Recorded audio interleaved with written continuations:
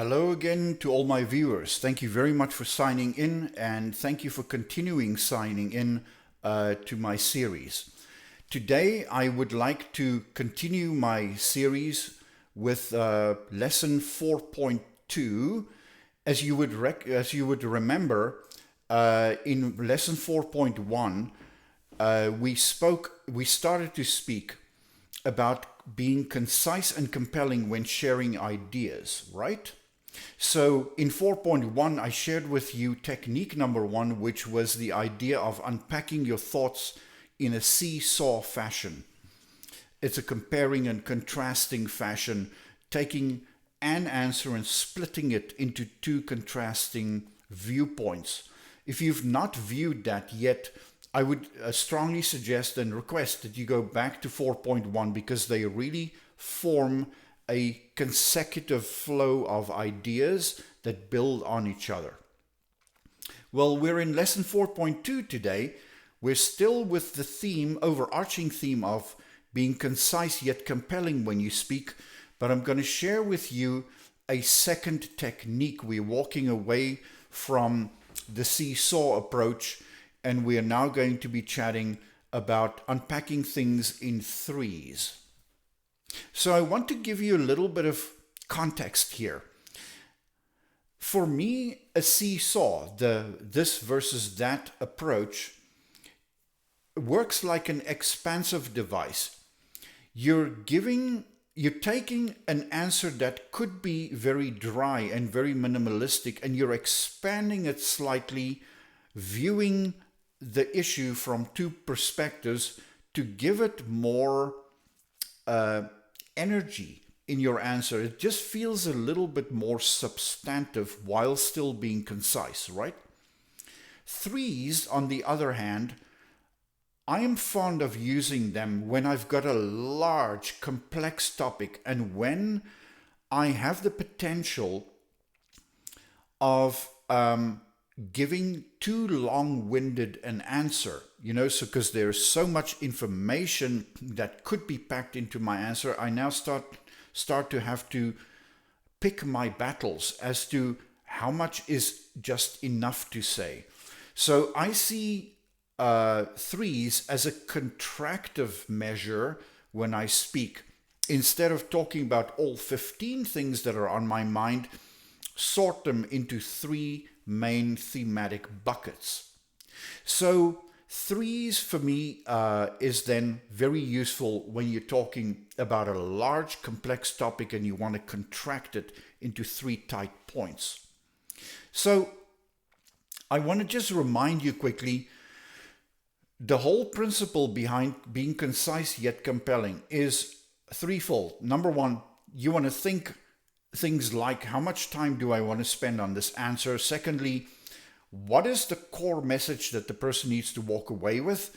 And then how many minimum essential ideas am I going to pack into my answer? In this case, it's going to be 3 essential ideas, right? Then you want to figure out verbatim what your framing statement is going to sound like, meaning the opening statement, in such a way that it gives the listener a preview of what's going to follow, and it hopefully gets their attention as a result. And then we have now picked that we will be unpacking our idea in 3 main parts. So you might then say, well, how are threes used exactly? Can you show me a few examples? I'm going to break it down for you. First of all, you want a framing statement such as the following 2 examples. The first example I've got here is, this is a lot of information, so let me try to summarize in 3 key points, right? That's a good entry statement, and you don't struggle to say that, you won't stumble over your words. Or, this is a complex topic, and to save time, I will highlight 3 areas that deserve all our attention. Okay, now the listener goes, okay, there's going to be 3 things coming at me, I better listen, right? Because you gave them a preview and you got their attention with it. Again, as with the previous lesson, I used my phone as an example. If I wanted to discuss my phone, I could say, well, first of all, my phone has a great screen and an excellent camera. Additionally, this is the second point, it has a great battery life. And finally, to top it all, that's the third theme, I use it for video recordings, something that I'd never considered in the past. So 1, 2, 3 core points, and now I can expand if I want underneath each one of those points. Or if I discuss a really complex topic like leadership, for instance. I mean, I've been to leadership training, etc. that took a day or 2 days. Huge topic, very complex, many themes and sub-themes contained in that topic.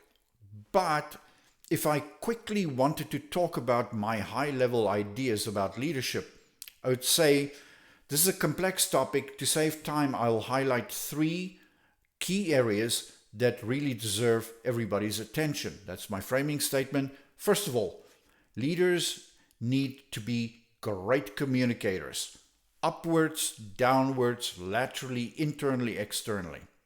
Secondly, they also need to set clear examples within their team and in the organization.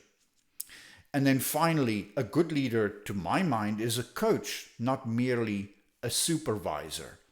And then you can see I've announced 3 main themes, and I can expand downwards in each one of those themes, dependent on the appetite of my audience and also dependent on the amount of time that I have. So I'm going to take it a little bit further. Another slide that deals with what threes sound like.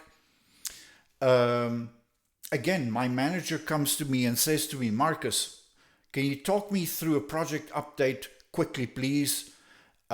Just high level, because I would love to hear where we stand before I go into the management meeting. Right, I want a frame. I say to my manager, John, thanks, your timing is excellent.